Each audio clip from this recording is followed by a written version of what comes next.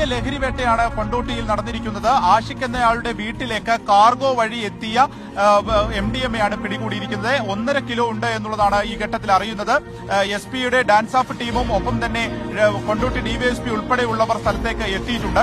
ഈ ആഷിഖ് ലഹരിയുടെ പ്രത്യേകിച്ച് MDMA-യുടെ ഒക്കെ ഒരു മൊത്തവിതരണക്കാരനാണ് എന്നുള്ളത് നേരത്തെ തന്നെ പോലീസ് കണ്ടെത്തിയിരുന്നു. ഇയാൾ എടക്കൊച്ചിയിലുമായി നടന്നിട്ടുള്ള ഒരു കേസ്, കൊച്ചിയിലുണ്ടായിട്ടുള്ള ഒരു കേസുമായി ബന്ധപ്പെട്ട ഇപ്പോൾ ജയിലിലാണ് എന്നുള്ളതാണ് അറിയുന്നത്.